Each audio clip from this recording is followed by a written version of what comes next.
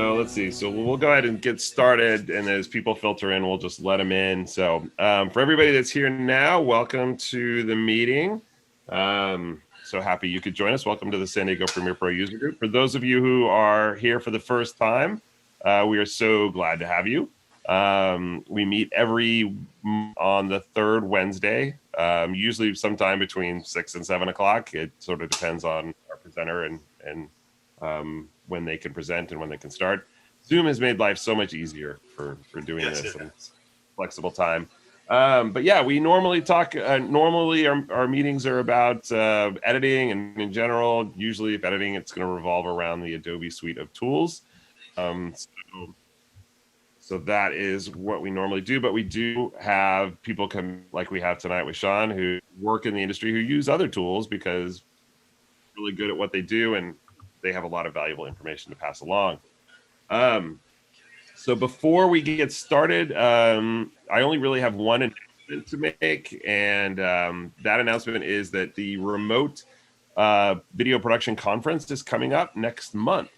I posted up about it on the oops, I gotta let a bunch of people in here, on the group Facebook page.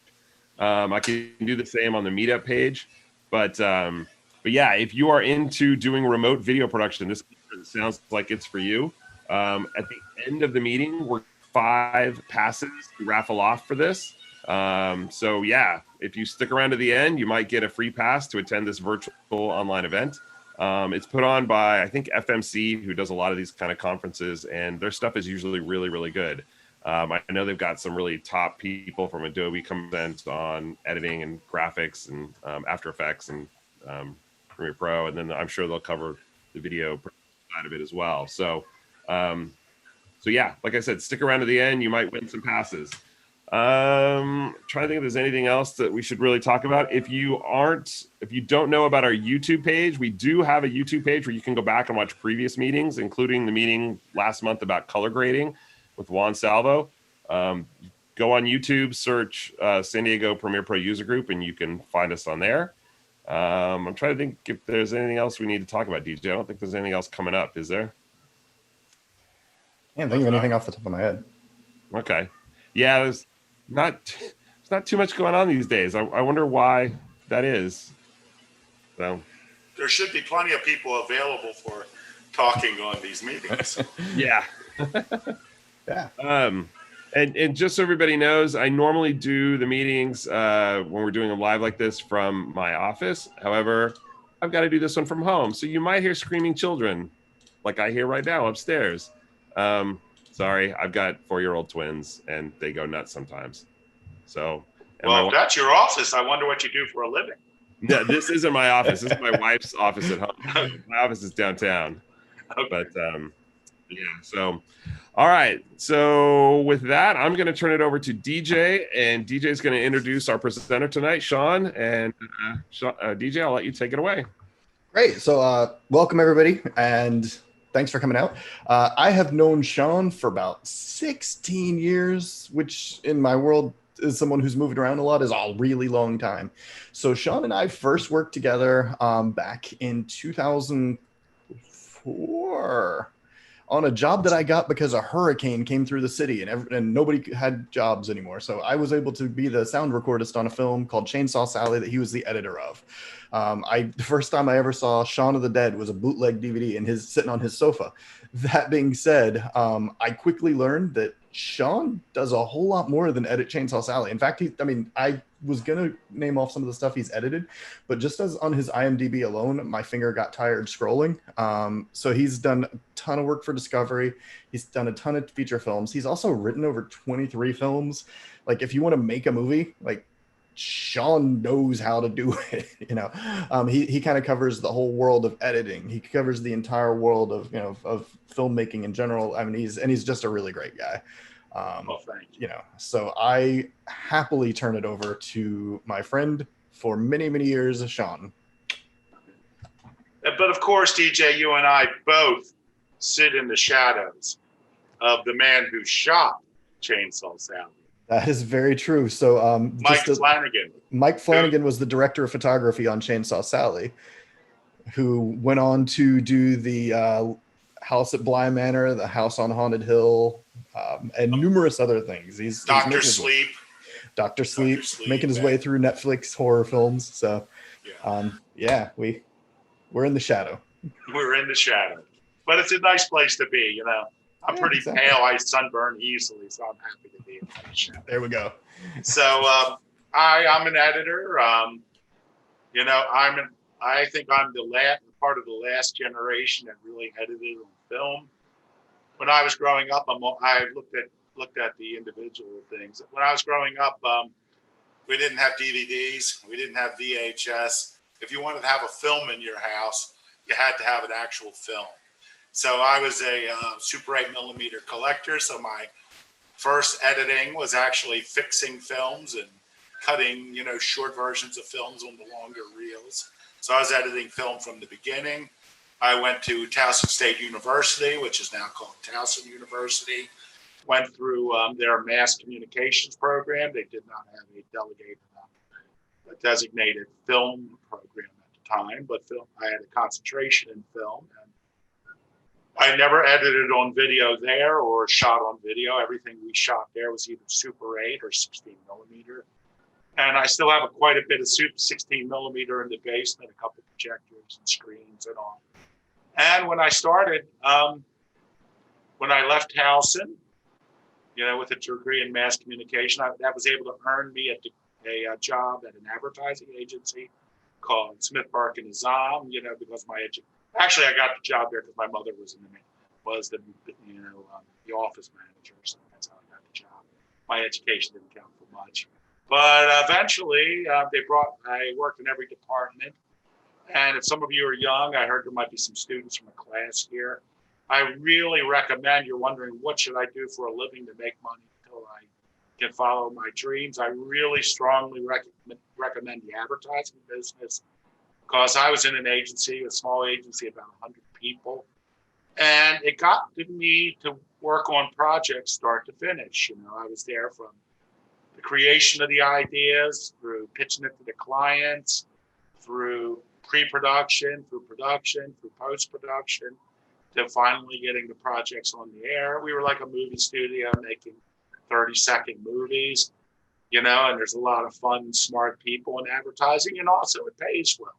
So I would strongly recommend advertising for anyone who wants a well-rounded career in order to take off into the movies.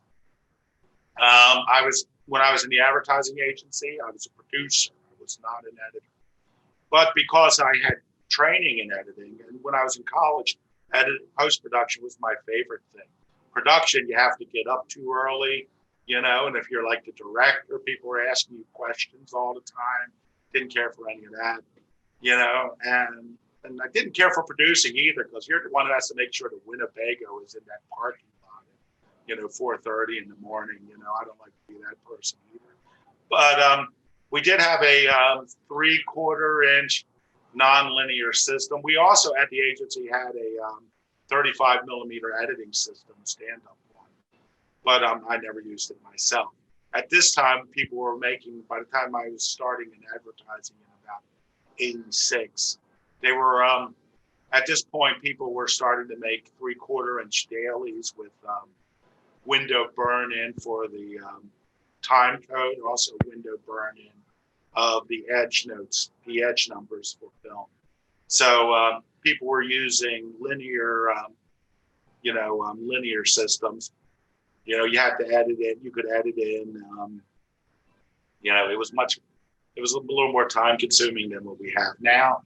But I started, even when I was a producer, I started to edit little humorous little reels for the agency. And then one day, the art director, was one of the creative directors, was having problems with an editor in New York doing a spot for Choice Hotels International. And they had a 30-second commercial and a 60-second commercial of this footage. And the editor in New York said that, I live in Baltimore, by the way. The editor in New York said that they couldn't make a 15-second commercial. And this art director, creative director, had seen a little reel I had done for the agency for a meeting. So he walked in with the footage and said, "Sean, the New York editor says we can't make a 15-second commercial out of this footage. Do you think you can? And I said, sure, I can. I hadn't seen the footage or anything, but, always be bold. Fortune favors the bold. So I said, I could. Using their nonlinear system, 3/4-inch nonlinear system. I edited a 15-second commercial. After that, I started editing stuff that would go on the air. And there were sometimes 2 to 3 producers at the agency. And I had a pretty good working relationship with the other producers. Most of them really liked the glamour of the shoot. I'm like, you guys go out and shoot it. I'll take the post. And that's essentially what happened. Around 1990, I was also a budding screenwriter. And in 1990, when you work in advertising, every time you leave and every time an agency loses a big account, there's always a bloodbath. So, we had a bloodbath in 1990, and I was told I could stay, but I'd have to take over some responsibilities for other people who were fired. And by this time, I had already built a reputation in Baltimore as an offline editor. So I decided to just go and try and see if I could do it. I was also screenwriting. And got an agent at the time for my scripts. So things were looking up, and it was the best thing that ever happened to me was going freelance. I didn't have the security of a job. But I don't know how much I was not making much. It was 1990. I can't tell you how much I was making because you would be embarrassed that someone was, because you would think of that in today's dollars. But it was $20,000. Not a lot of money then, but not a lot today in particular. But as soon as I left, just working for them, I more than doubled the amount of money I was making just from them because I can be very grateful for an account executive because when they hired me back to do my first job, I saw the account executive at a party. She's like, Sean, how much are you thinking of charging? And I said, $250 a day. She shook her head no and said, double it. So I started as a freelancer without bringing any equipment at $500 a day. And they didn't seem to, so I knew I had made a mistake when I said that. They didn't blink or anything. So to about 1990, I was doing, linear 3/4-inch editing to around 1994. In the late 80s, the first Avid machines were coming around, but they were very limited. You could use them, but generally you could only watch about 3 shots at a time. You had a difficult time when you're in the editing process. I think you had to export it in order to actually see the whole piece. But people were really enamored by it. And places in Baltimore were thinking of buying the machines. And I was losing work to them. But some of my clients, at this time I had a number of clients, they wanted me to continue editing with them. But they wanted me to edit on Avid. And so they actually paid my way to go to Avid school so that I could learn. And I was renting the Avid equipment from the facilities. I was limited because I could only charge what the facilities were charging because they didn't want me to come in and make more money on their machines. But on the good thing is I couldn't undercut them either. So at some facilities I was renting the equipment for $150 an hour, of which I was making $100 an hour. Some places that charged more, I'd have to charge $175 an hour, of which I got to keep $125. And I switched over. At that time, it was still a little complicated because we were still going back to film. So I would always have to end each session with hours of going through the time code and manually writing down before they finally got the program correctly, manually writing down the edge numbers for the film. And then we would go to New York and for coloring sessions. And that's where the real money was. Those guys, we were paying anywhere. We were going to this place in New York called Nice Shoes, which had the best reputation for color. We were paying them $1,000 an hour at night. During the day, I believe it was like $1,500 an hour. for color correction. So I'm sitting there thinking, boy, these guys have the real jobs and all. You know, I don't think any of those facilities, it's still the best colors still work, but I don't think they're making what they used to nowadays. So eventually, so everyone's working on these nonlinear systems. Avid was in control, and then Apple releases Final Cut, which I viewed, you know, at first it was a toy, it was a prosumer thing. They could not supply me with all the numbers I necessarily needed automatically. I was resisting to use it, but then everybody at all these agencies were all Mac people, so they all started using it. All the art directors suddenly wanted to become editors, you know, because they all thought they were editors. But when they saw how much trouble it was to actually sit there, you know, in an editing session and actually do the work, as opposed to sit there and look up occasionally, meanwhile, you know, playing on your computer or making phone calls, you know, eventually, you know, the editors took over again. But now, instead of working at facilities or having my own facility, every agency had an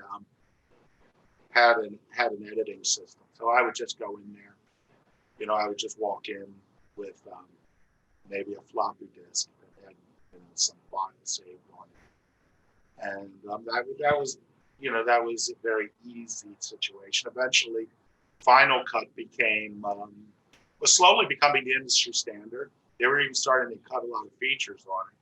And then Mac did what they normally do. They abandoned it, you know, and Premiere became the choice for, I would say, secondary companies like advertising agencies. But, you know, if I do a lot of work now, sort of permalance at Discovery Channel, you know, and their various networks, and they are an Avid system. They use Avid. They threaten periodically they're going to switch over to Premiere. I don't think it's going to happen. I've worked for other television networks that, I shouldn't mention them, but I worked for another network that was Avid. They hired me when I was done one of my contracts at Discovery. And they said, hey, do you know how to use Premiere? And I said, well, I have it at home, and I've cut some of my home movies on it. I said, but that's about it. And they said, well, don't worry about it. You'll never use it here. But we do have some systems. But they didn't have any assignments for me the first 2 days I was there. So I went through some Premiere tutorials that they had. And then for the first 3 months, I only worked on Premiere jobs. So I'm glad I had those 2 days for tutorials. You know, it is, you know, Premiere, you know, I'm sorry I'm bringing up Premiere because I know you're a group. You know, Premiere, you know, definitely has its benefits. There are things I don't like about the way it handles audio for one. But where Avid really kicks Premiere's ass when you're working for a large company is in data management. You know, Discovery is a massive media company. You know, bigger than like an ABC or something. Amount that goes through, and you know, in order to, you know, we have, I don't know how many networks we have, 8 to 12 networks. And in order to have the data to work on all those jobs, you know, they have a system. It was formerly called ISIS. I forgot. You know, obviously they changed it from ISIS for kind of obvious reasons. But their media management is absolutely amazing. The fact that I can get what I need as quickly as I get it, considering the tens of thousands of hours of footage, you know, lurking in their systems, and exporting. You know, I was doing for this other network, we would like export a show, and we'd actually have to export it out of Premiere. You know, you would actually have to take the time to physically export a show, and sometimes I had to export 3 shows a night. You know, so that was like 3 hours with the settings we had to use. Export shows. I mean, it was great. I wrote a novel working there during export time. But on working on this Avid system, when I finish a 1-hour television show, I literally take it from the bin, the finished sequence in the bin in the Avid, and put it in there media management system, and it's done instantly. Maybe I should be working on Premiere and take that extra time to relax. But so I'm not an anti-Premiere person. I got to know Premiere pretty well, and I'm not, in the Adobe tools. I know my way around the tools. When I first started working at Discovery, I was doing promos, show commercials, and those media packages. They're done outside of house by professional people, and those files, have like hundreds of layers, for the the show logos and this and that stuff coming in for like next Tuesday, tonight at 9 p.m. All the logos and colors and all. And I'm not very good at creating things in like After Effects and all, but I've learned how to manipulate. So if you give me a file, I can usually do something with it. I can alter and change it. But when you start off in your career, and the way it is nowadays in particular, if you look at like Help Wanted ads, like there's a company, Under Armour, that's a pretty big employer in Baltimore, and they were looking for an editor. So I looked at the job just for the laughs.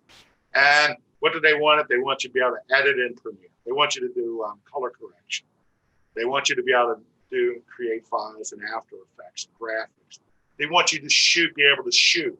They want you to be able to record sound. They want you to be able to light, and they want you to be able to direct. And they call that an editing job, and trust me, it probably didn't even pay that much. So as you're coming into the market now, you're going to be asked to wear a lot of things. Through the bulk of my career, I had a specialty. I'm an offliner. I would do the edits and then I didn't do the graphics. People wouldn't trust them with. I was working with, like top advertising agencies and art directors, and they're not going to trust me to do the graphics, So I would always be handed the graphics. And other people would do the online, other people would do color correction. I lived in a time where you could specialize. And even as an editor, what people would hire me for is story. There's like editors who are really good at high-tech edits, like multi-layer edits. I'm the person, if you have 12 hours of real people footage and you need a story to be told, I'm the guy you hire because they trust my ability to find the story in the footage. And that's essentially what I do. The bulk of my career through the 90s, I did television commercials, because in this market, it paid the most, and I say that you could get all of the ego and insanity of a feature film in 1 week doing a commercial, and then, and now, and then I started editing some features, but the feature work was always charity. No matter how much they paid me, I always took a loss on features because commercials paid so much better. And of commercials, the things that pay most are politicals in this region. During political season, I had to take political season off the last couple of years because I've been doing TV shows. But politicals are the best paying stuff. And I would take time off to do features, and here's the funny thing about features is they were so much easier to edit in the 90s and in the early 2000s when people shot on film, because directors would shoot what they needed because it was so expensive. They had one camera, they would shoot the footage. I would have, for like a feature, at most 5 or 6 to 1 shooting ratio. So, for a 90-minute feature, you figure it out. Didn't take long to load it, and you had to shoot. You had to be really creative to try to make it around problems with that little footage. I have subsequently, like the 2010s, there was a film I edited called Marriage Retreat, where there was one scene that had all the stars in it. It was starring like Jeff Fahey. You may remember him from like Lost, Machete, and all. And there was one scene where people are sitting around. They had 3 cameras rolling, and they shifted around to this conversation. There was literally more footage in that scene than there was in either of the first 2 features I did. So, it was a charity to edit these indie features. But now there's so much footage, it's actually time consuming too. So I really can't afford to do the features like I used to. But on the other hand, the job is easier because we don't have to do that layback to film that I don't think any of you will probably ever have to do layback to film unless you've done it already. Because people, there's still people that do it, like the director who did Tenet, and I think Quentin Tarantino still goes. They still go back to film. But nowadays they just do an inner negative and take that back to film. So I have a lot of skills that are like totally obsolete now. And right now I've switched over. I mainly work for television networks. And it was so funny because everyone thought it was so stressful. But when I got there, I'm like, oh my God, this is the easiest work I've ever done. Because I shouldn't say that, someone may be watching it. But it's nowhere near as stressful as television commercials because they act like the world is coming to an end on every project and their careers depend on everything. But on the networks, what I'm doing now are like COVID versions of shows. They're called reloads or reversions. So you take a show like, I don't know what kind of shows, I do a lot of TLC shows. So take a show like My 600-Pound Life, and I'll add in new footage. So make a new version of an old show. I'll cut out some stuff, add in some new stuff. And now we're doing shows where people are on Zoom calls. Anytime you watch cable, you're seeing a lot of Zoom stuff on television, because people aren't out shooting the new episodes all the time. So, it'll be like an HGTV show where you'll have the host talking about, this episode that you're watching. So it's like an episode that was on a year ago, but now you have hosts giving you the behind the scenes shot on Zoom. And that's essentially what I do now. It's the Zoom editions of cable television shows. And it's a fun job. And I used to edit shows from the raw footage. And that was very, you get a vast amount of footage, and then you have to edit these programs. And the problem is if you hate the series, then you're stuck on it for, at least, I forgot how many weeks they give you for a show, 3 weeks maybe for a show. And if it's, 10 shows, you're at least there. It's a long time you spend on the shows, and you have less time on the shows when you're doing what I'm doing now. And I enjoy the world of reality television. I accept the absurdity. So that was sort of a general background of what I've done, technology I've used over the years.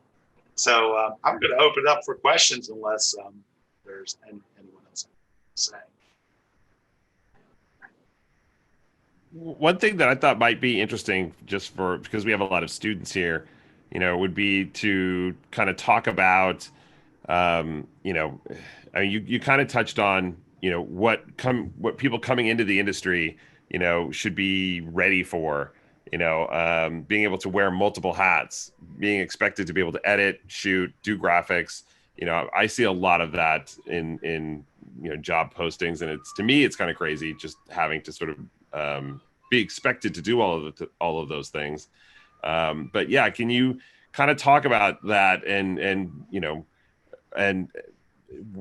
how if should people sort of try to do all of those things and just do them okay, or should you really just sort of focus on one discipline and just make sure that you can do the other things just good enough, essentially?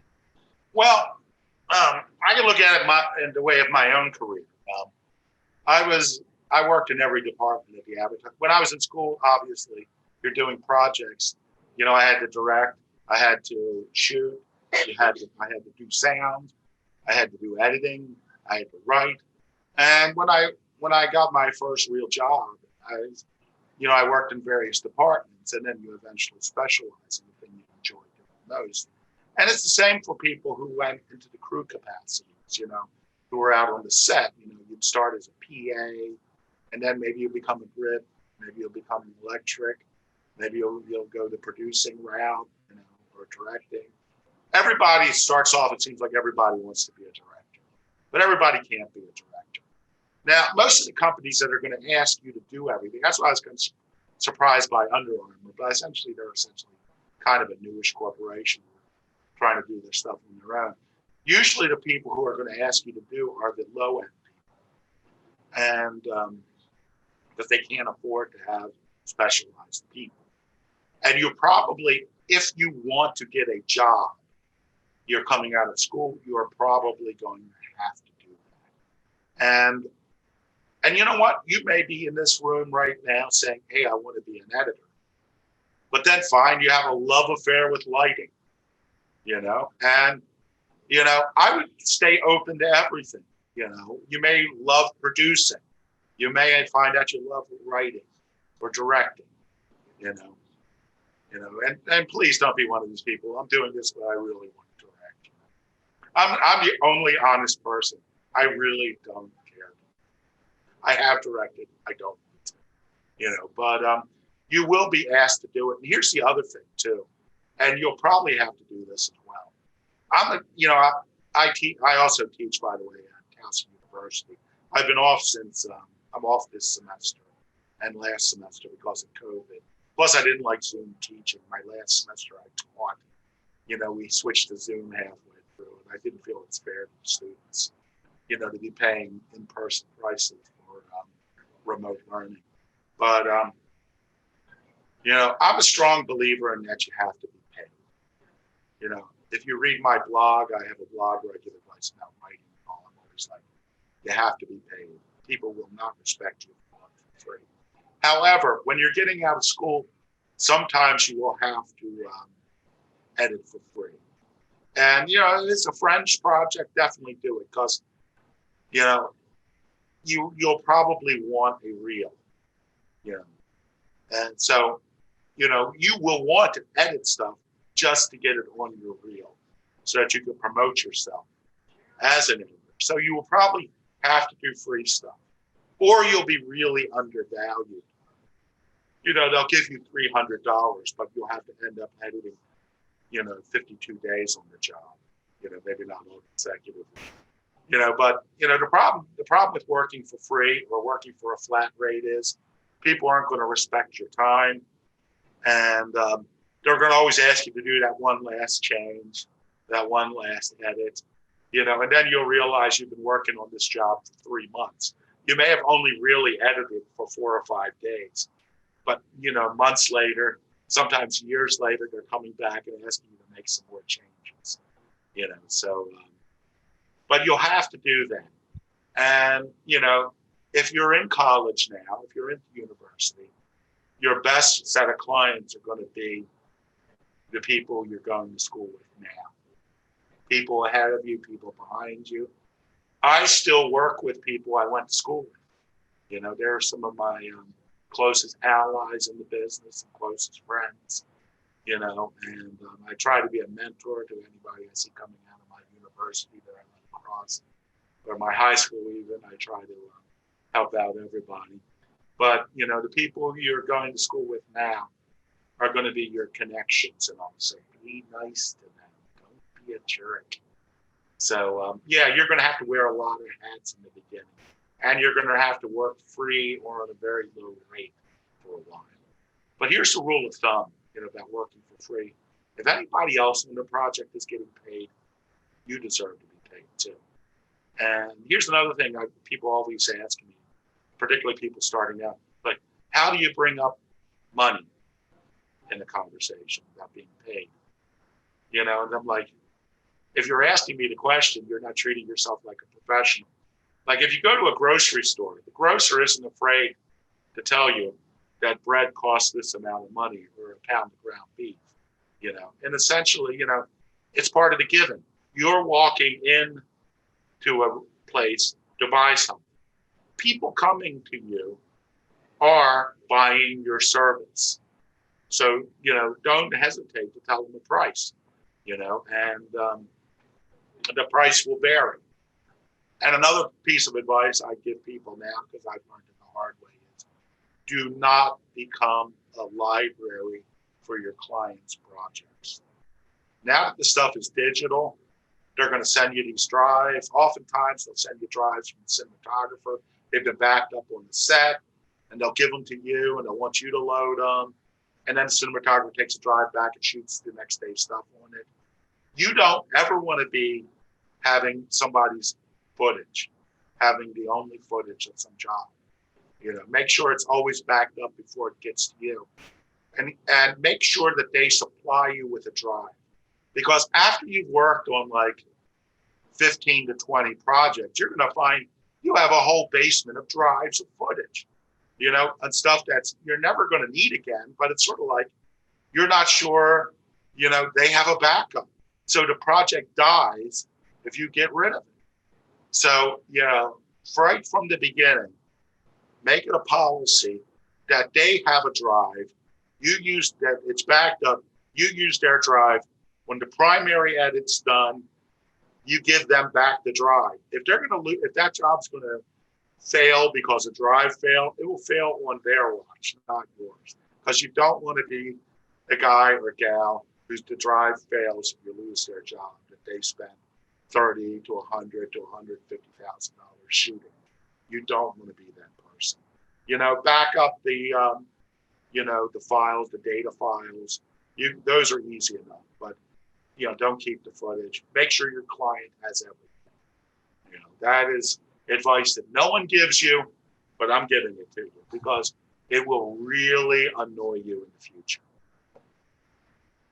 One thing too, and then if anybody has questions, you can put them in the chat pod or I think you can, is there a thing like raise your hand or something like that? Let me know and you can jump in. But one thing I kind of wanted to address is when I graduated film school, and DJ's heard me tell this story before, but I graduated, hated LA, did not want to go there.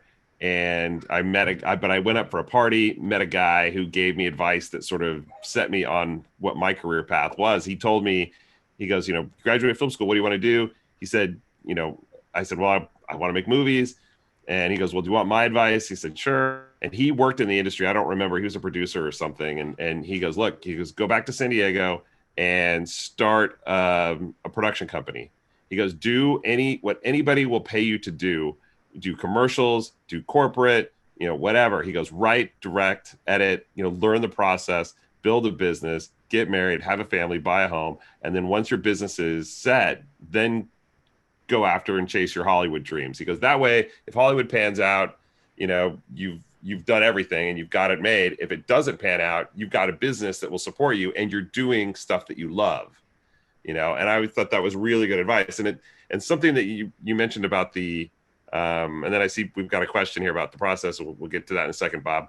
But one thing you addressed about, working in an agency versus doing films and stuff, I think that's, especially for students, that's an important lesson and thing for them to remember is that, the only production just doesn't happen in Hollywood. There's so much content that needs to be produced out there that you can be writing, directing, shooting and stuff, but creating stuff for online, for social media, and all the different kind of avenues now that have opened up in production, so it's a good thing to remember, that even if you don't want to go work in Hollywood, there's a lot of work that can be done. And maybe, there might be a better niche for you in those fields. So, I mean, anything you can say to kind of address that about, working outside of maybe narrative films as opposed, and like you said, working in an agency and getting that experience and how valuable that is. Well, I tell you, I was shocked, because I also, in a sense, editing is my day job because I really wanted to write movies. And I ended up writing quite a bit of them. And also, but before I go there, let me just say that Hollywood, I was shocked when I got my first Hollywood feature was shot about how little money people in the crew capacities and people in post, everyone was making compared to what I make in Baltimore, what the daily rates are around here. It's because people flood to Hollywood that in any job, in any capacity, in any position, there are 1,000 people competing for that job, and it drives down the rates. For example, in Baltimore, I was paying, we would pay like a PA $175 a day. This is probably, let me think, about 2012. We were paying a PA $175 a day. In Los Angeles on the features, we were paying $50 a day, and not transportation either. The first Hollywood feature I did, the cinematographer, who had done movies I had heard of. They were like sequels, like Tremors 3 or something. But he had done movies I had heard of, and he was getting paid, I think, $2,500 a week. And in Baltimore, any of the cinematographers I would use would get $1,500 a day. So don't look down your nose at the small markets, because that's where there's a lot of money. Now, I don't know how much the editors were making. I know how much the people I was working with were paying editors, and trust me, it wasn't much. And on one of my films was so badly edited that when I saw the rough of it, and it was only like 2 weeks from about time they were going to master it, I volunteered to edit it. And they gave me $1,000 to edit the feature, but I knew I could cut it. I I only had a week to cut it, but I knew from the footage, I knew from the thing that it was just badly edited, and I could fix it in that amount of time, and I did. But $1,000 for a week's work, which is not a lot of money for me, but and they didn't care, because they thought the movie would make the same amount of money whether it was good or whether it was bad. So there's a lot of money to be made in the small market things, and I'm definitely, I give this advice more to writers than editors, but I always tell writers to get a day job. I did a blog, and one of my pieces of advice to writers was start living your life now. You'll find in the movie business that there's a lot of people whose lives are sort of like living in limbo because they're waiting for that big break, that big break to happen. And most people, especially young people, don't realize that the one thing you have that can't be replaced is time. So make sure you are loving your life and you're enjoying your life. Do the work you need to try to get that big break. And here's another thing, because I've talked to a lot of people in this business. That big break is not going to change you. If you can't be happy where you are today, suddenly doing a big feature, suddenly having $1 million in your bank account is not going to change you. It'll take some worries away, but actually it'll increase your worries. I'm not going to mention any names, but I've worked with or know people at tremendous different levels. And the bigger you get in the movie business, and I'm talking about like Oscar-winning directors, I heard their stories. They're just as angry as little indie people who are making their zombie films for like $5,000. Because suddenly, if you're making a film for $60 million, your concern is how much the studio is going to change it, how much the studio is going to put in marketing, how many theaters you're going to be in. Of course, theaters aren't an issue now. So at every level in the business, there's different anxieties that come in. And try to be happy now. Find your place. Fall in love. Enjoy yourself. Don't kill yourself trying to be successful. Don't think that my life is going to change. Be the person you want to be now, and that's perhaps my biggest lesson about the business. And be the person you want to be now, and be somebody that people want to work with. There are very few people who are so talented. It's the asshole rule, we like to call it. It's like, and I've had this discussion with many people, and they're like, is there anyone so talented, particularly if it's a long project, that you're willing to work with them if they're an asshole, but they're so talented that you're willing to do it? And if you're in the hiring position, generally the answer is no, you won't do it. It doesn't matter how talented you are. You're not going to want to spend the time with that person. And the other rule is, if, and I've heard many people say this thing too, they'll work at like some network or some production company, and they'll say, everyone here is an asshole. I can't stand it. Everyone here is an asshole. And I say, does everyone else feel the same way? And the answer, no, they seem to like it. And I go, well, maybe they're not the asshole. So pardon my French, but so you gotta look at the asshole too. If everyone else is enjoying what they're doing and you're not, maybe you're 18 levels higher than them, but maybe you should see what they're doing and how they're enjoying it. Why are they enjoying it? So another question from you. Yeah. So Bob Unger said he had a question. So Bob, if you just want to unmute your mic, you can ask it or type it in the chat. Basically, I've got a question about how your process has evolved, and I'm going to couch it first with a story about my own background. I'm an engineer, and when I was starting out in school and when I do lab work, my partner and I would try to do everything perfect along the way, and we would never finish in time. All of a sudden, we got an epiphany. We raced through the experiment to see what it was all about. We did that in a few minutes, and then we were able to finish everything in much easier time from then. What has changed in your process along the time of your career, and what epiphanies have you had along the way as far as the way you should be doing it versus the way you used to do it? Well, everything is faster now mainly because of film. We don't have to wait for film to be processing. We don't have to go back to film. We don't have to cut the negative. We don't have to go out of town. So film, the freedom that working in the HD revolution made everything a lot quicker. But of course, it's compensated for by people shooting. As an editor, people shoot a lot more footage than they used to. So that takes more time just to physically. Well, we don't really load it anymore either, do we? At least I don't. I tell you, I am the luckiest guy in the world because of the data management system at Discovery. They try to be at the forefront of technology and those sort of things, and they make a huge financial commitment to doing so.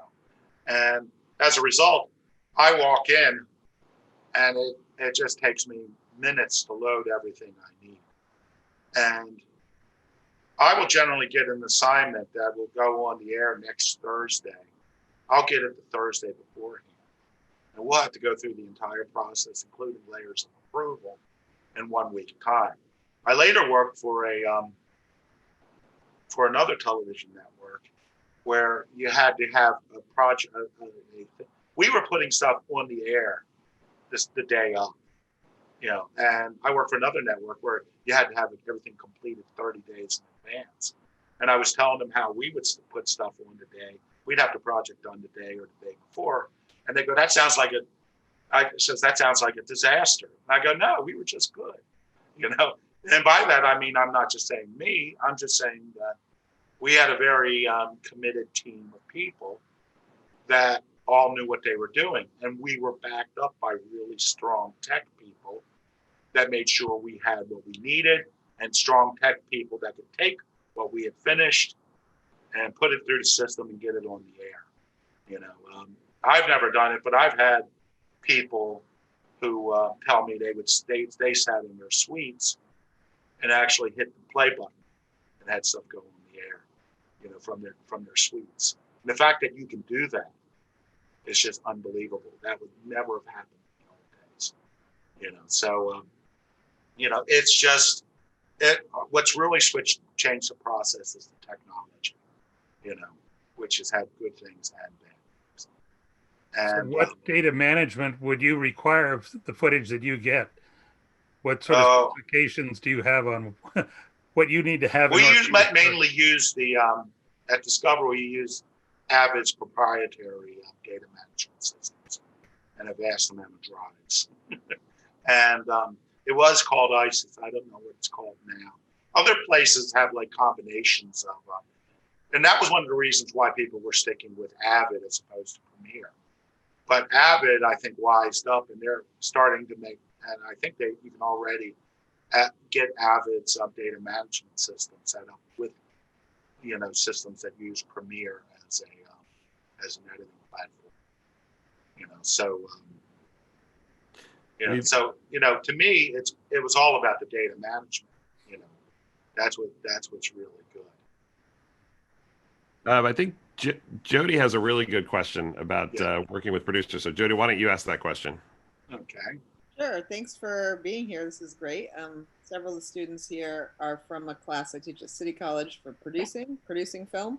Mhm. And just my question is, what's your favorite kind of producer to work with? Like, what characteristics of producers do you appreciate? Ones that aren't jerks.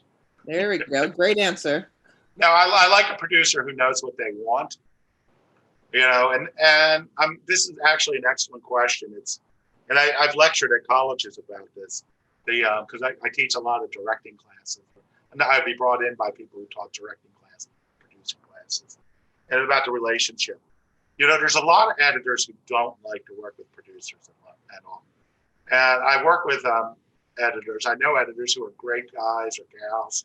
And they like to work the night shift because they like to get a series of emails that explain what they want, the producer wants. They like to be able to sit in their suite alone, do it, and then give it to the producer. But I come from a different, I am a producer editor in the sense that I like to work with producers. I think it's fun. I think this is a social business. I don't well, right now I'm working from home. But in the end of my advertising career, before I switched mainly over to shows, I would get a job from a client. They would FedEx me the footage, or send a messenger over with the footage. I'd edit it at my house. I would send them files or upload it somewhere for them to look at. And they would always say the same thing: "Hey, we'll get together and finish it down at the agency, in front of for the client and everything." But then it would get done so well that we would literally never do that. They would say, "Hey, this is good," and that's it. And as an editor, that's really terrible. You don't want to be in that position because you're working for a producer. You already know that producer you're working, and that producer is that client too. But the thing is, you want to know the writers, you want to know the directors, you want to know the art directors. And a lot of times when you're working remotely and you're not working with them, you're not meeting these people. You're not having the personal relationship with them that will get them to call you back, because you're a producer you're working for at a production company, they go somewhere else. And if you're lucky, they'll start working with you at the other place. But if that's your only contact, because you've only worked remotely with that person, you may not have a relationship in the existing place.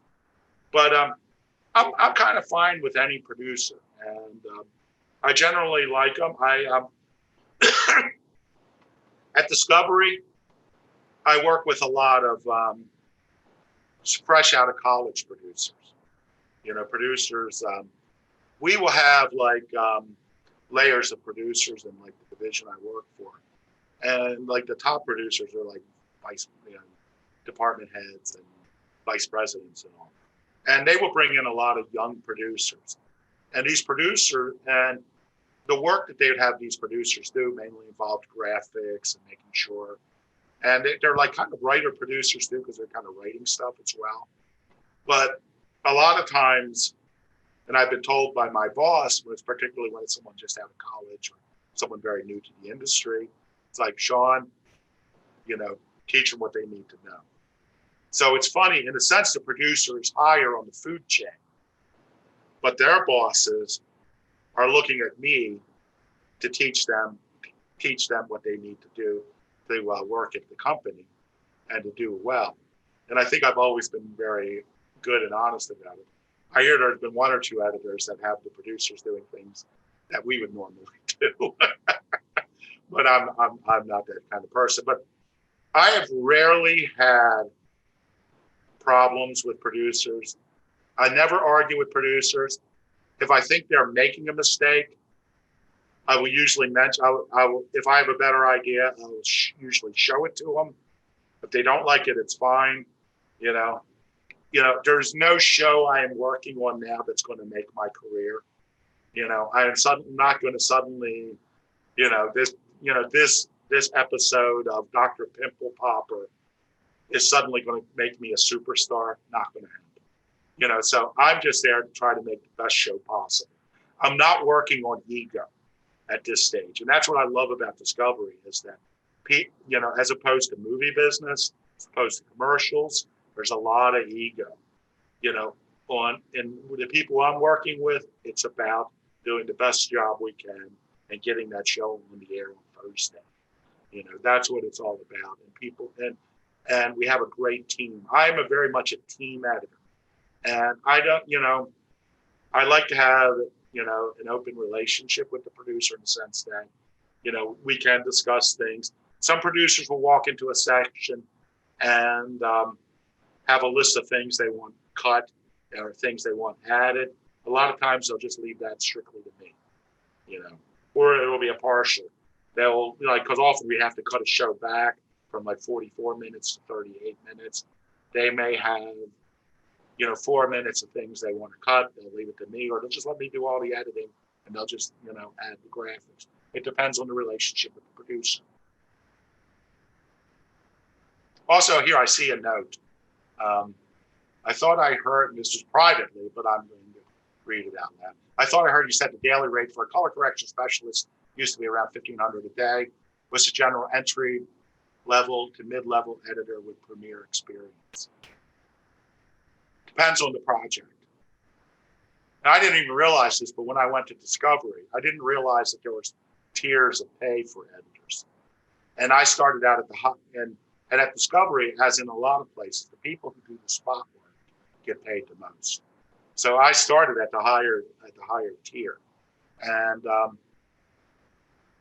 you know, it really depends, because if you're just out of school and you're new, I generally would get, as soon as I started, I was making, as I think I said, I was making $500 a day, you know, which I thought was great because I used to watch the show The Rockford Files with James Gardner as a detective.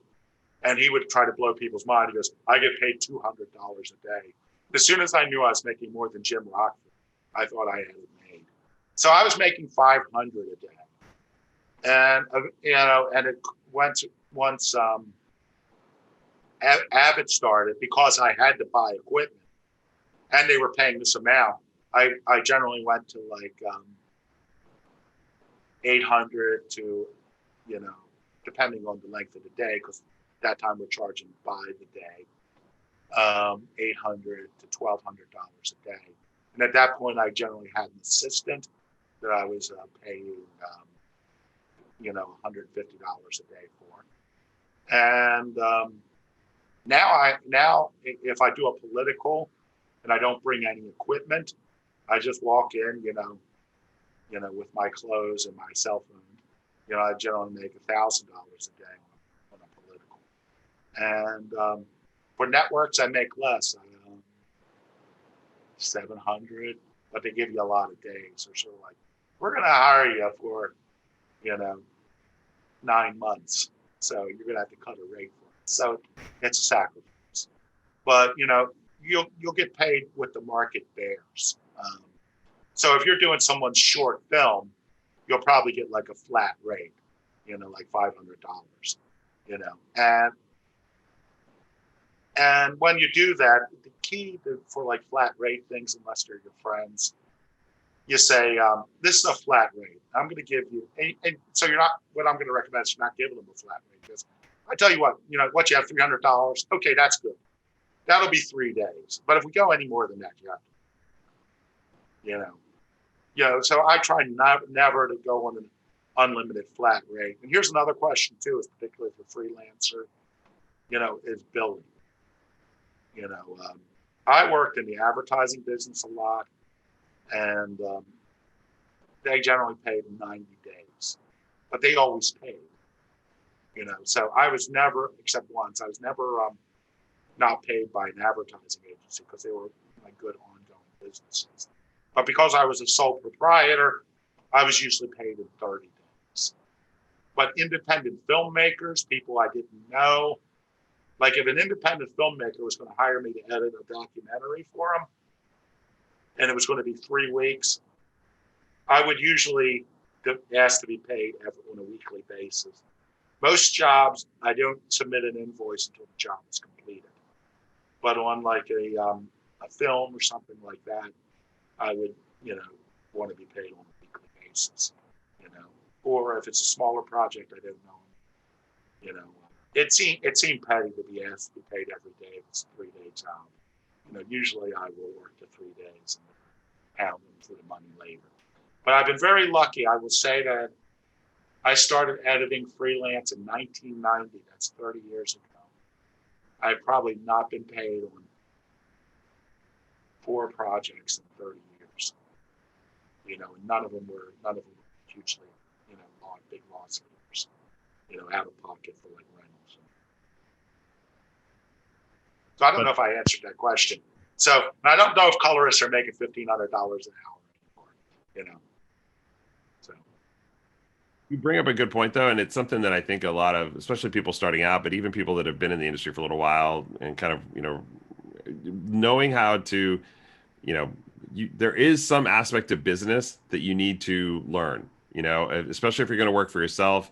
Just learning how to, setting yourself up as a business, learning how to, pay yourself, pay taxes, quarterly taxes, taking care of all that stuff, but yeah, if you can set yourself up as a business, especially here in California with the AB5 law that we have that. Yeah, really, I hear you had some stupid law out there. Yeah, that really stifles and makes it hard to be independent contractors here.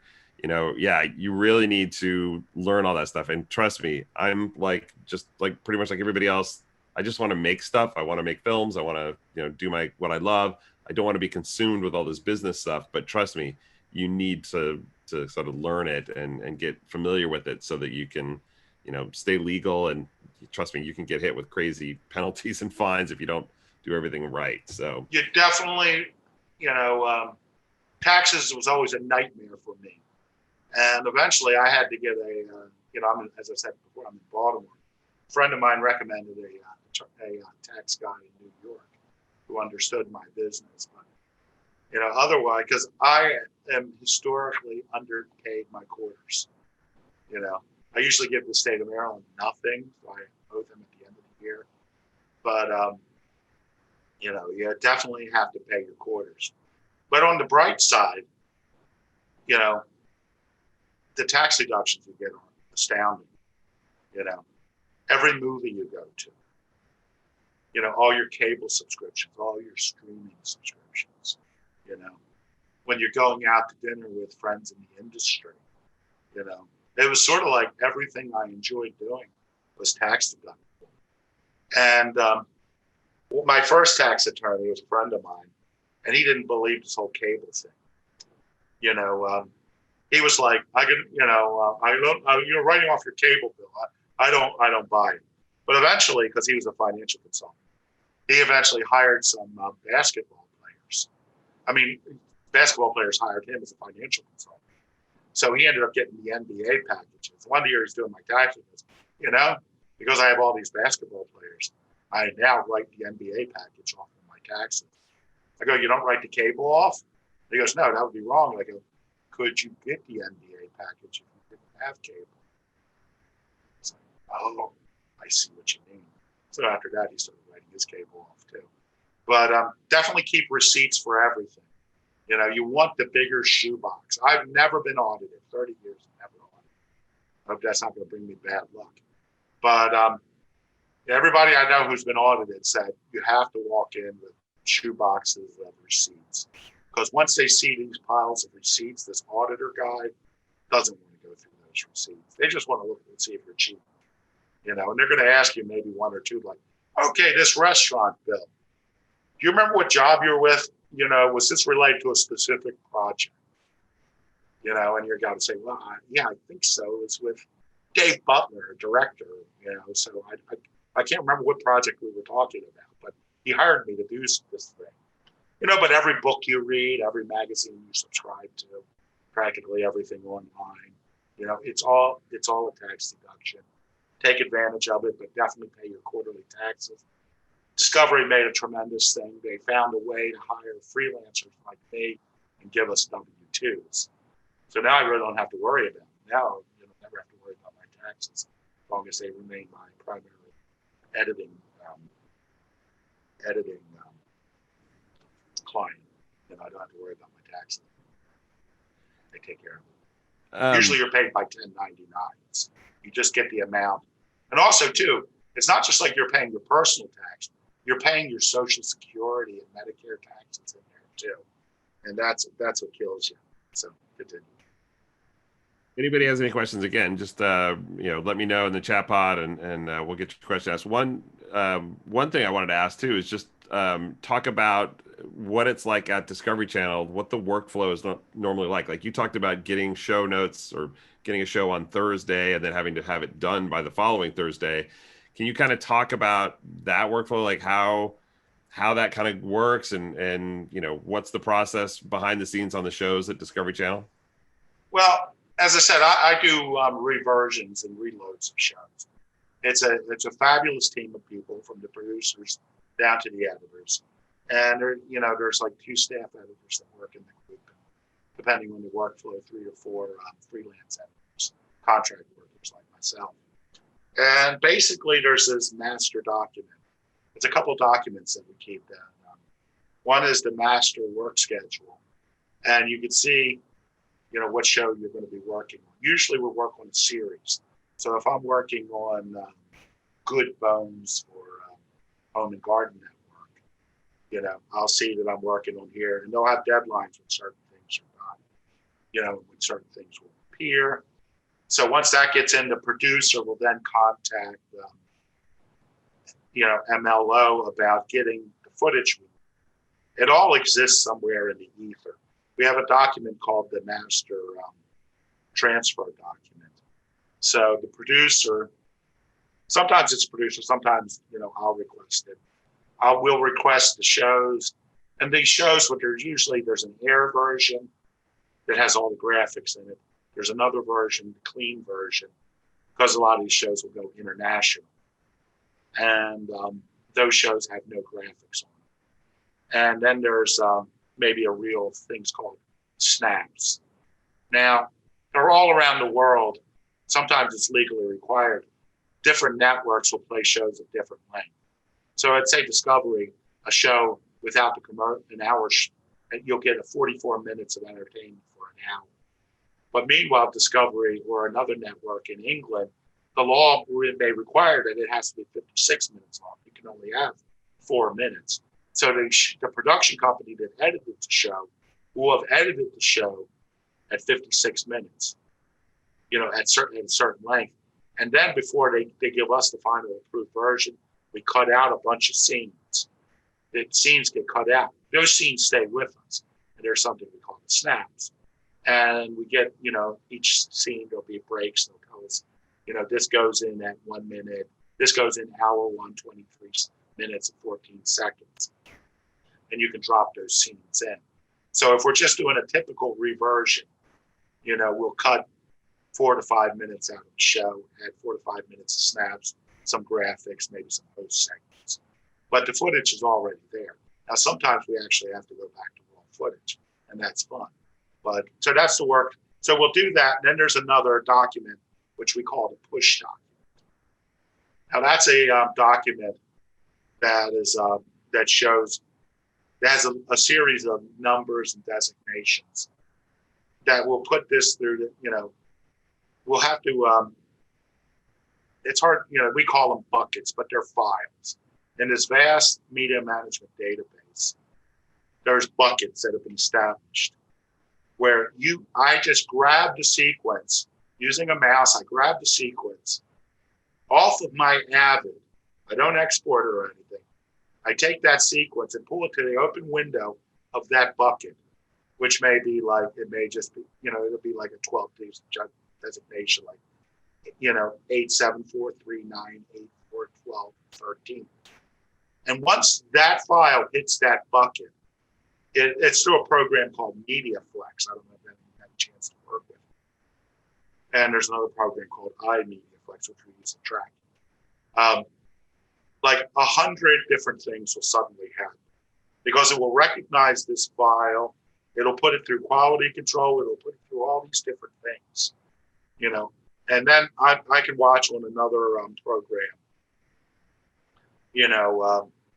whether it's going through, whether it's been approved, whether there's any problems, in another version of MediaFlex. But I hear people constantly joke at the place that MediaFlex is such a large and complex program that no one knows how to operate it in its entirety. That everyone only knows how to work the piece that they're working on. And it's really fabulous. There are people who set up those buckets. They've set up where everything will go.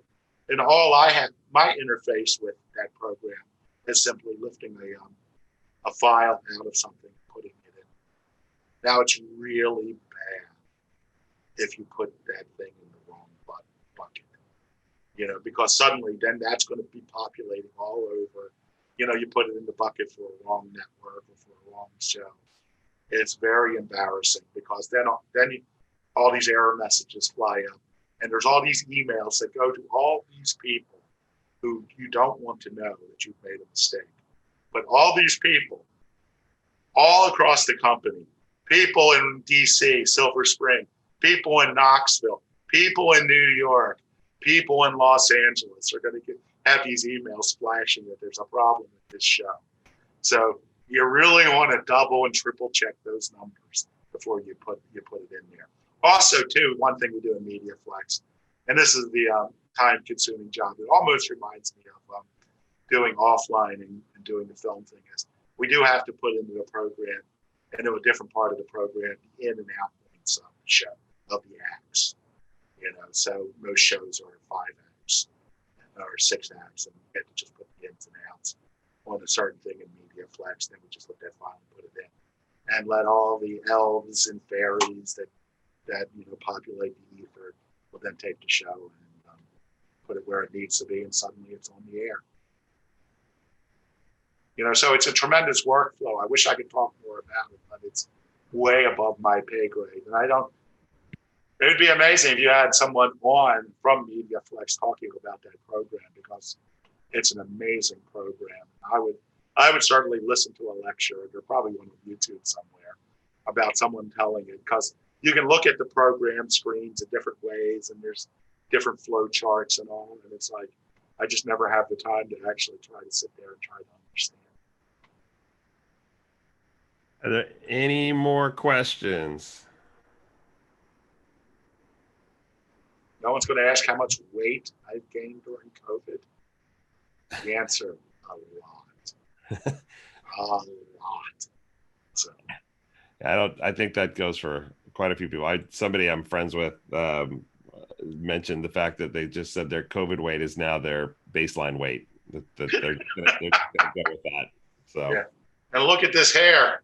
Wait a second. This hair is longer than it was in college. I'm waiting till I have to go back into an office to cut it. My wife likes it this way, so I'm keeping it. So I'm a mess. And I tell you, also, in case any of you are also writers, I love editing because to me, as a screenwriter, editing is the last stage of the writing. I view myself as an editor, as a writer in the editing suite. And to move to directing, like in historic Hollywood, one of the best places to move into directing was from editing. So, I was denigrating people and saying, don't say you're a director, don't say you're a director. Well, if you want to be a director, a good place to become a director out of is editing, and it will serve you very well, because you will see what other people bring to you and what they're missing. Oh God, if I ever direct something, I am going to make sure this doesn't happen.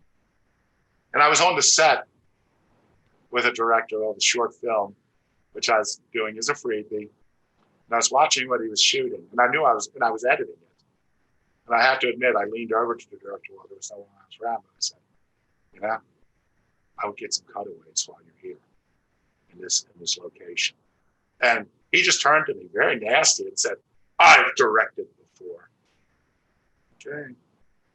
Get into the edit. It's like, oh my God. He goes, we need some cutaways. Do you think there's anything else we could use? I'll say, well, let's look through it. Yeah. It's very, very true about editors. Oh, we do have something that says, I'm an editor for corporate videos and have recently started freelancing editing. for corporate so far. What is one thing I can do to make myself available to film, TV, or network editing jobs? Well, you've already passed the most important test. You're editing for money. You know, the best way to move up when I started editing in the 90s, if you wanted to take the leap from one kind of project to another, the best way to do it was to edit music videos. Back when the MTV was there, because, you know, I always said the best way to become a feature director was to direct a Madonna video. You know, because it seemed like anyone who directed a Madonna video during the 90s was given a feature. And if you look at a lot of these, you know, upstart directors from the 90s, a lot of them that worked for Hollywood projects, all directed it. So how to make the jump, you know,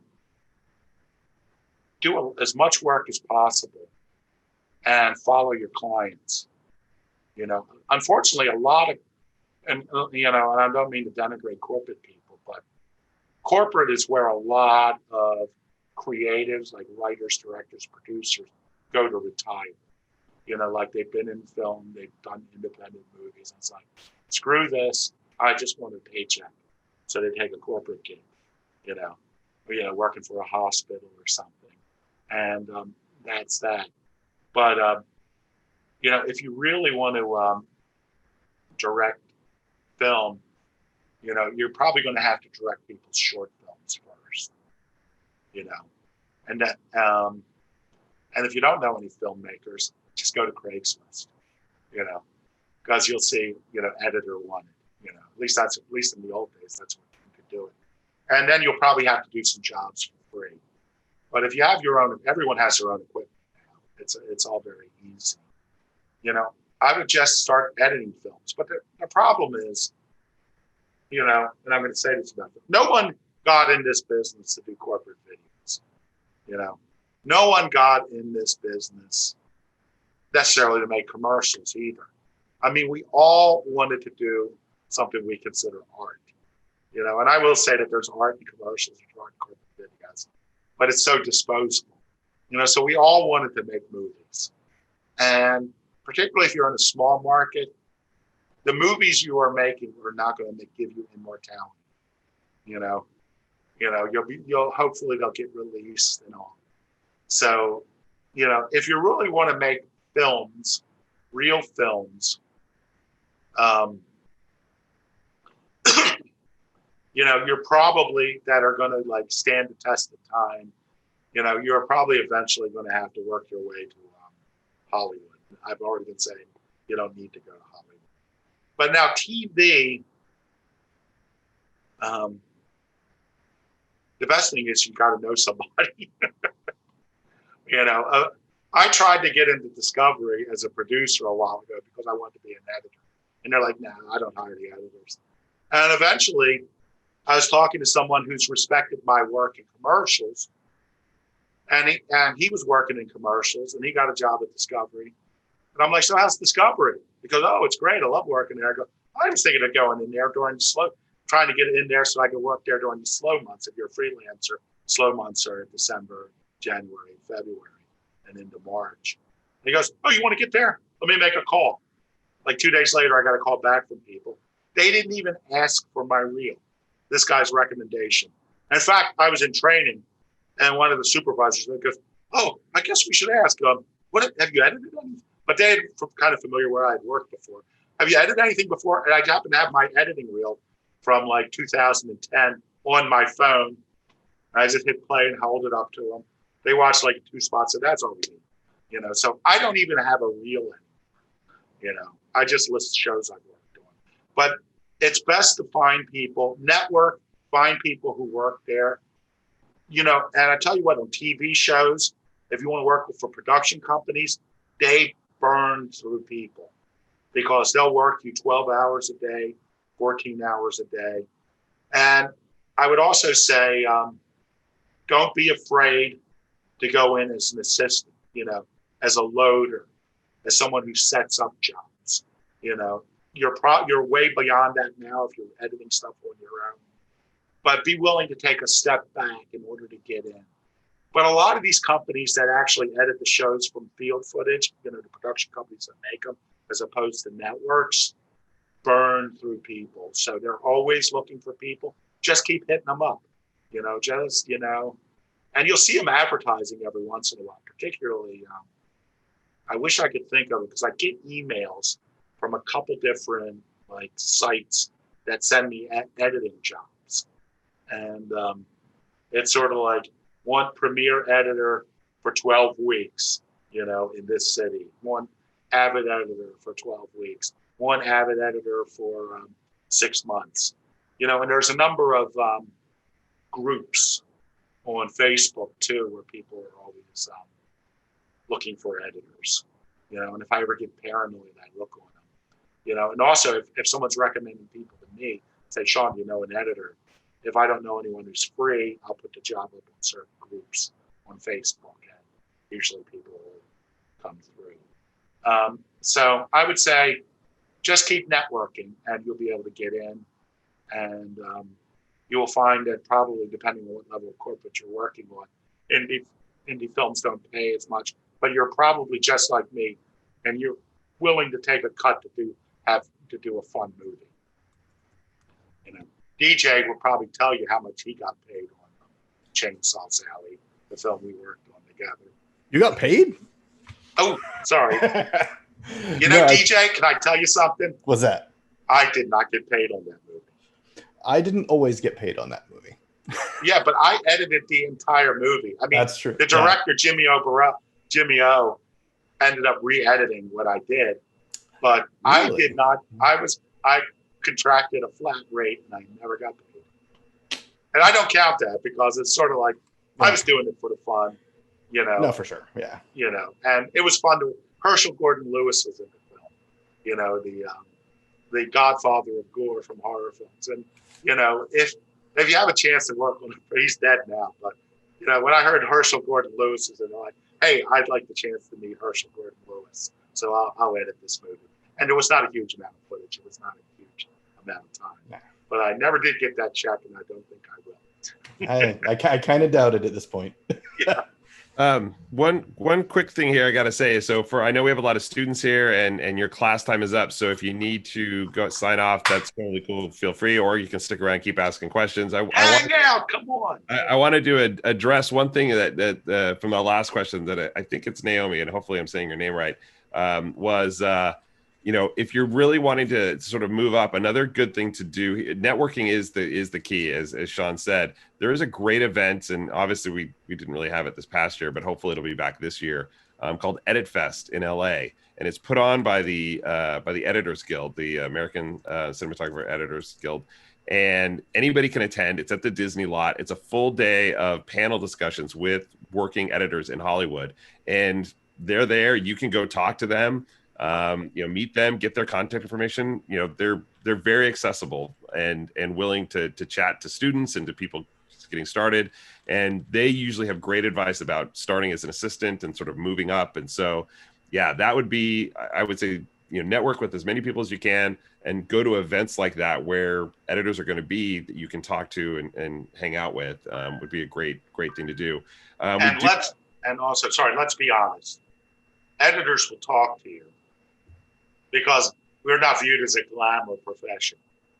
So, and the fact that anybody wants to talk to us, we're always happy to talk to them. Sorry, I didn't mean to interrupt you. Yeah, no worries. And we do have another question from Diego, and where did his question go? I think he talked about, let's see. Oh, what are ways you can stand out as a DP? I don't know if that's exactly in your wheelhouse, but if you want to. No, I mean, yeah, because I've hired DPs, and I haven't fired them, just unusing them. This is true of every profession in film business, including editing. What you have to do is be good at something and have a certain, when I was with the agency, we'd hire different DPs or look at DP reels, and we'd say, this DP is good for this DP. Like, there were some DPs that were great lighting on set, but there were other that weren't good outside, that weren't good at capturing real people. And there were other people who could just improvise in the field that were terrific. But, they couldn't give you that true beauty in the studio, or in like a house or something. So, just if you just have to be really find that really good thing, and then don't be a jerk. Like I did an indie project, and the guy was fighting with the director all the time. He was doing good work, but guess what? It was never going to work again. Just remember, and this is for everybody, and it's for directors too. You're all collaborators. What you want in any project, and I'm speaking as a producer now, is you want the best people who are looking to the best for the project. What you don't want are people who are doing a spot or a movie or something for their reel. Like I've done a number of faith-based films. And there was a guy I was working with, a director, who had like no interest in the genre at all. And I told him, I said, you're going to get typecast if you keep directing stuff in the genre. And he goes, no, I won't, because I don't show people the movies. All I care about are just having a few scenes for my reel, for my directing reel. And that's not the person you want, because you don't want a person who's looking through a script and saying, this is going to be a big moment. This is something that I'm going to put my attention on this, because this is going to take me, this sequence is going to take me to the next level. Now, what's true of that director is also true of cinematographers. We actually had a rule. One late cinematographer, was a tremendous guy and one of the best people I ever worked with. But we couldn't have him in the editing while we were editing, because he would pick the shots. He would always go by the take, by the light, and of course in a film, you got to go by performance. And we would pick a thing and he's like, no, look at that. Look how the light shines off their glasses there. It's perfect. It's like, yeah, they stumble on the fourth word there too, So, but this guy was a wonder, and what was a wonder of a cinematographer. But, we couldn't have him in the suite. So I would just say, always remember that you're a collaborator, and you may have some great ideas. And trust me, people are hiring you because they've seen stuff you've done before. They like what you did, and they like your ideas.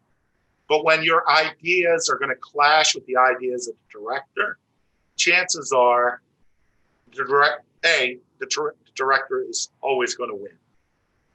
Even if the director isn't the boss. And here's another thing: the auteur theory is crap. Because a lot of times, while you're shooting, the director's the auteur. But my experience told me that ultimately the decisions are made by the people with the money.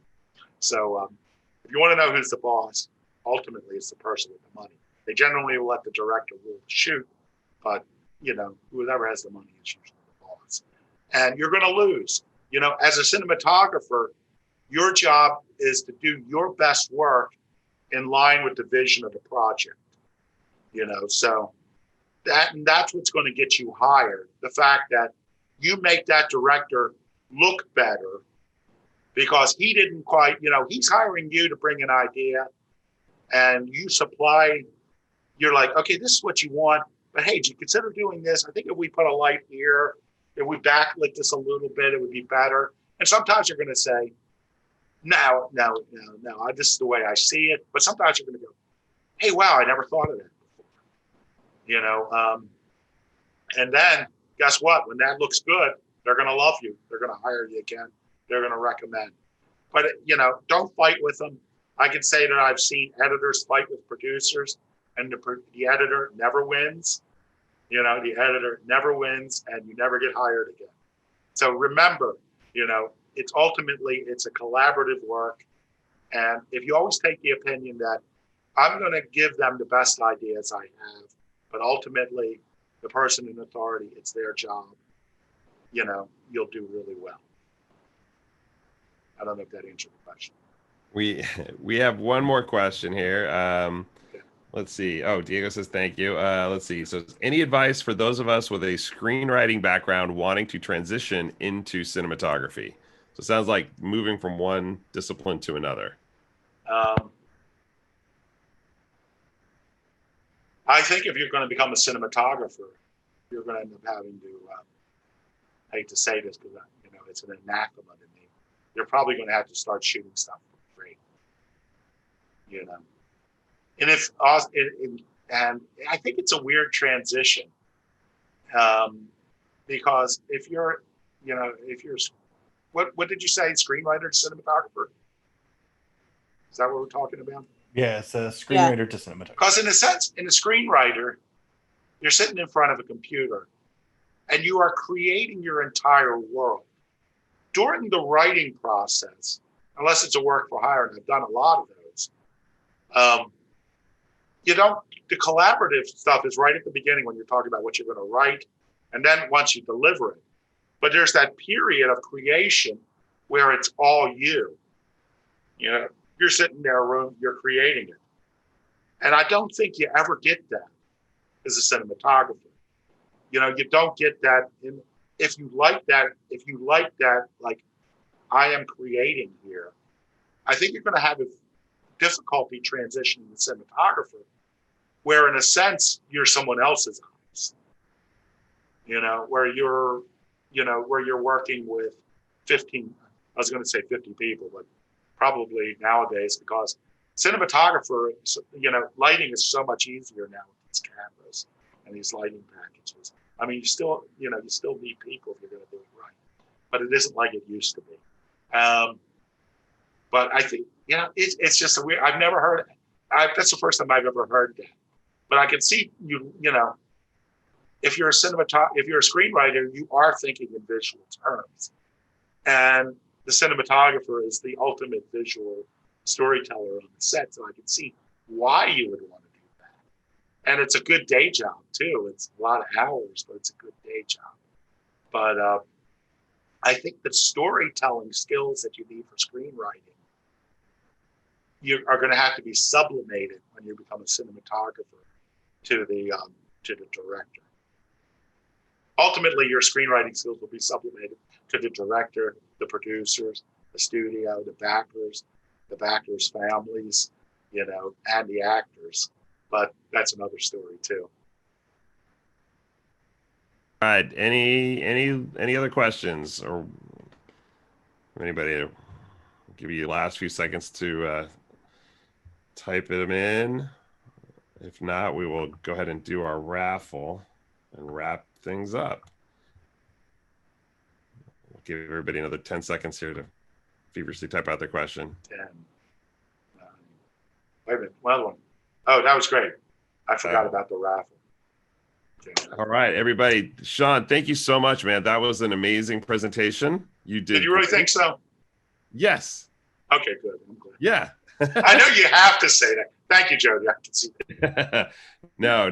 That was really, really good. There was so much information in there. Yeah, all the thank yous are starting to come in. Okay. So yeah. So no, that was great. So I know we've got a lot of people on here, and we want to do the raffle. So here's how. Wait a minute. Can I do one thing? I want to take a picture. Absolutely. I want to take a picture of this screen, so put it on Instagram to show people I actually do stuff, because I don't put enough stuff up on Instagram. So let me see if it's in focus. Let me try it again. This silly camera doesn't know what to focus on. Okay. Well, you moved. Wait a second. No, that's fine. You're getting a lot of love from everybody. So. Thank you. I appreciate that.